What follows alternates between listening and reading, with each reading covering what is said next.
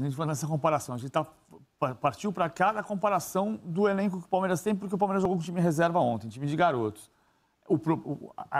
A descoberta é você fazer o PP ser o grande meia, até o Mansur falou dos dois meias que jogam pelos lados, o Arrascaeta está jogando um pouco mais por dentro, né?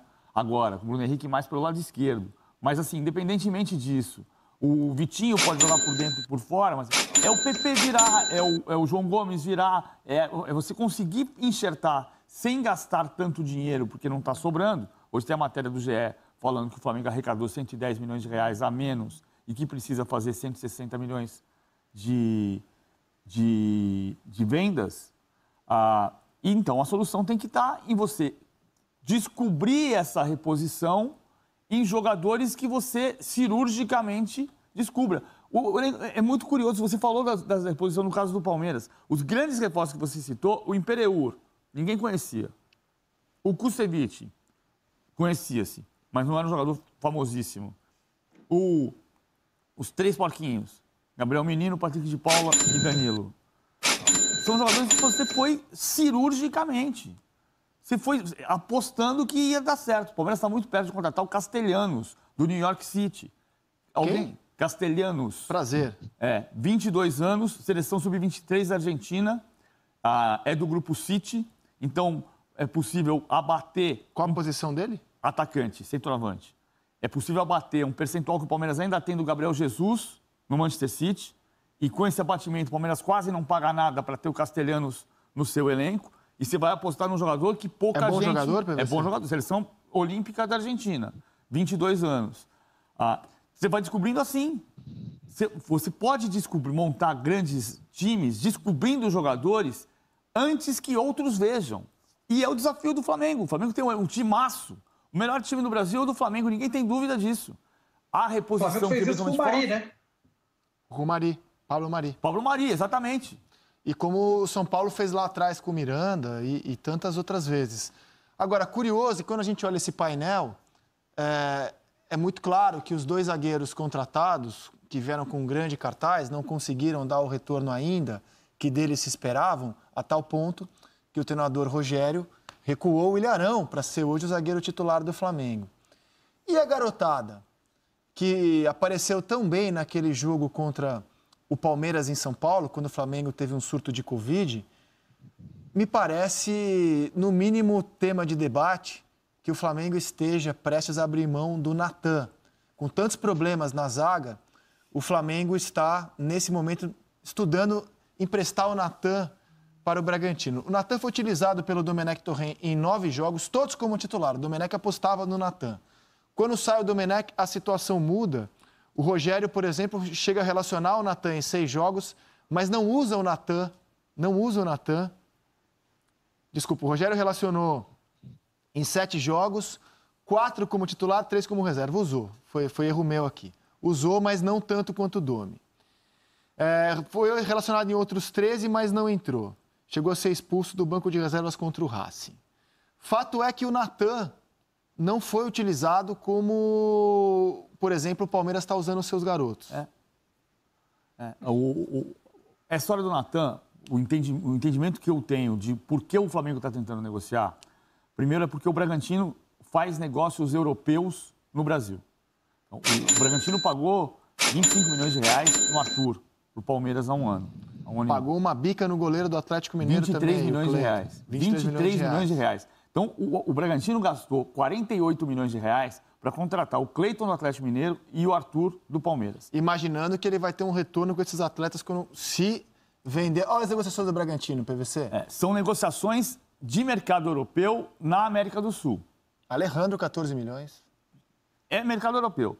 O Bragantino oferece para o Flamengo 3 milhões de euros para contratar em definitivo, mas leva por empréstimo pagando 500 mil euros. 500 mil euros são 5 milhões de reais.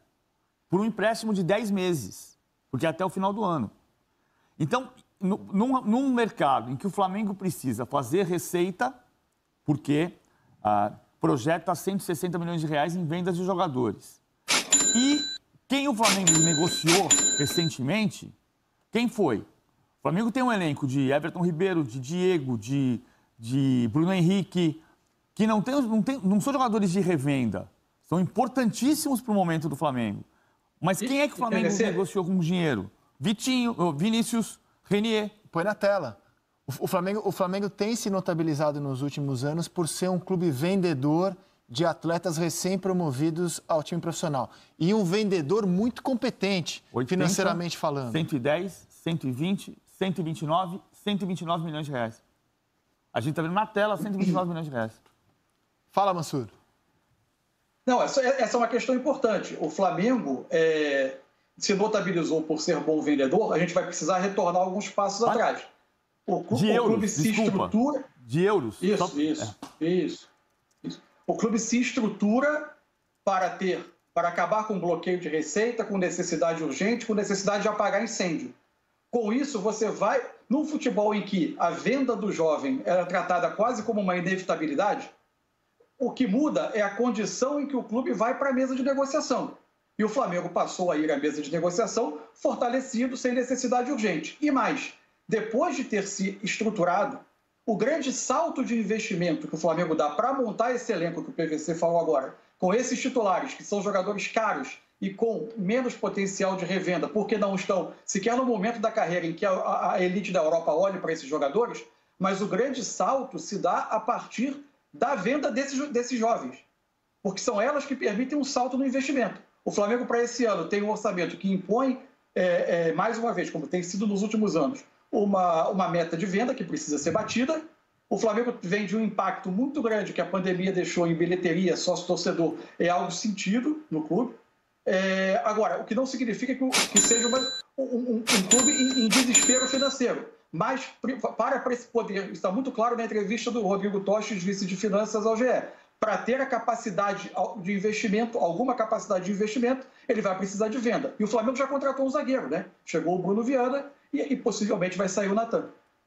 Porque o Flamengo precisa fazer o dinheiro nessa geração. O Flamengo, a gente não colocou nas opções ali, mas o Flamengo acaba de contratar um zagueiro que vem do futebol europeu, óbvio. Fala, Paulo. A gente está vendo a questão do lado do Flamengo, né? E a gente também tem que olhar o lado do atleta, do Natan, né? Porque isso é uma opinião minha. Eu acho que é um jogador de muito futuro, né? Ele demonstrou isso, mostrou a sua qualidade, a sua capacidade, né? Sendo colocado, praticamente como a gente fala no futebol, na fogueira, e deu conta do recado. Então, assim, eu acho que o curso natural seria ele. Ele está com 19 anos, se eu não me engano, né, PVC? O curso natural é ele ter mais um ano de Flamengo, né? Ter um aprendizado dentro da Gávea, é um cara que já vem lá de baixo, um cara que vai conhecer agora mais ainda seus amigos profissionais, né? E pela capacidade que ele já demonstrou, pela força que ele tem, eu acho que o Flamengo pode ganhar muito com ele lá no futuro. Né? Agora, a gente não sabe como está sendo essa negociação, né?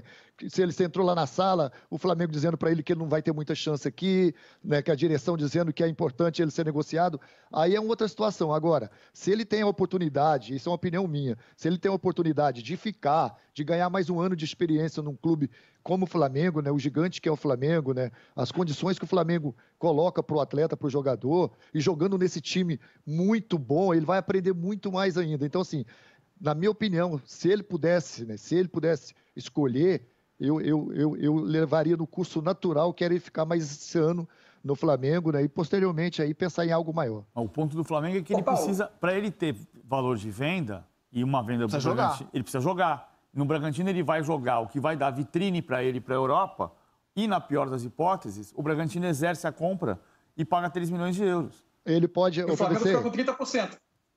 Ele pode chegar lá também e as coisas não dão certo. Do ponto de vista do Flamengo, Paulo, assim, o jogador você tem razão. Mas é que o Flamengo está pensando o quê? Ele precisa jogar. Se ele jogar e tem vitrine, vai para a Europa e eu fico com 30%, como disse o Mansur. Isso, que é uma informação fundamental. O Flamengo está enxergando no Bragantino também uma vitrine. Exatamente. Está olhando para o Bragantino e está falando assim, esse time aí vai dar um caldo esse ano. E o caso do Elinho. E tem outra questão. O Elinho foi a mesma coisa. Fala, Mansur. Não, só uma questão. Eu entendo o que o Paulo disse, o Paulo jogou bola, enfim, ninguém é mais habilitado do que ele a dizer isso. Agora, só uma outra reflexão que eu proponho sobre o ponto de vista do jogador. O Bragantino é hoje um dos clubes que tem um dos projetos esportivos mais claramente definidos no Brasil, em termos de perfil de contratação, estilo de jogo de cada contratação, todas elas adequadas a uma forma de jogar, que é uma franquia de futebol que se repete na Suíça, que se repete na Alemanha, que veio para o Brasil agora. É um modelo que a gente não está habituado, desconhece, e está chegando ao Brasil e que mostrou um alto índice de acerto em contratação. Eu não acho, também não me parece tão equivocado que o jogador enxergue no Bragantino uma excelente oportunidade de desenvolvimento dentro de todas essas características que o projeto de clube, que é um projeto global, oferece ao jogador. O Arthur preferiu ir para o Bragantino. O Arthur optou por ir ao Bragantino do que brigar por posição no Palmeiras. Fala, Paulo. Essa questão eu concordo plenamente. Principalmente o Bragantino hoje, né, que tem essa condição de te levar para fora do país, né, e com mais facilidade. Agora, a gente está olhando sempre o copo cheio, né? A gente tem que pensar em tudo.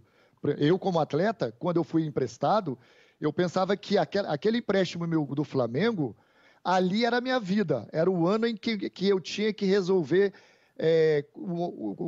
como ser um atleta profissional e um jogador de futebol. Porque se eu não me desse bem nesse empréstimo, a minha carreira ela ia descer. Né? Dali eu ia para outro time menor, de menor expressão, e eu tinha já 23 para 24 anos.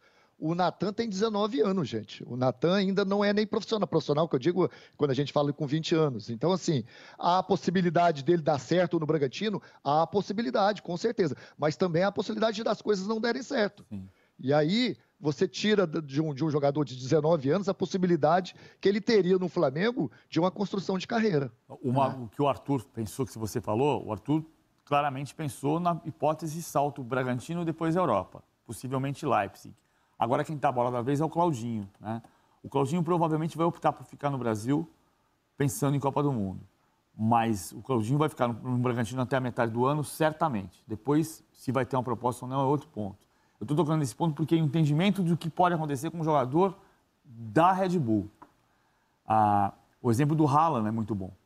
O Claudinho vai necessariamente para o Leipzig, ou o Arthur vai para o Leipzig, ou o Elinho, que o Bragantino tem por empréstimo. Que é da franquia, que é da Red Bull. Que é da Red Bull.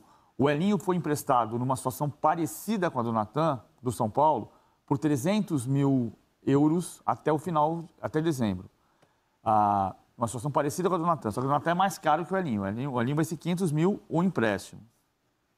E o Elinho deve ser comprado pelo Bragantino. Eles podem ir para o Leipzig, ou o Leipzig tem a obrigação de comprar, ou se for para a Europa, a prioridade é do Leipzig? Não. A prioridade é do jogador. O Haaland saiu do Molde, da Noruega, para o RB Salzburg. Jogou a primeira metade da Champions League 2019-20 no Salzburg. Tinha a hipótese do Leipzig. O Leipzig queria ficar com o Haaland. O Haaland disse, não, eu quero ir para o Dortmund. E foi. O Haaland foi para o Dortmund. Olha, depois de ouvir tudo que vocês falaram, me parece muito clara a decisão do Flamengo caso o negócio se concretize. Eu sei que o torcedor, ele sempre quer ver garoto formado em casa assumir a titularidade, virar o novo Maestro, o novo Leandro, né? Não vou nem falar do novo Zico, porque esse surge a cada 100 anos. Mas o Flamengo pensa assim, desses zagueiros que eu trouxe, quem é que eu vou negociar hoje? Eu não vou vender o Gustavo Henrique nem o Léo Pereira hoje, eles estão em baixa.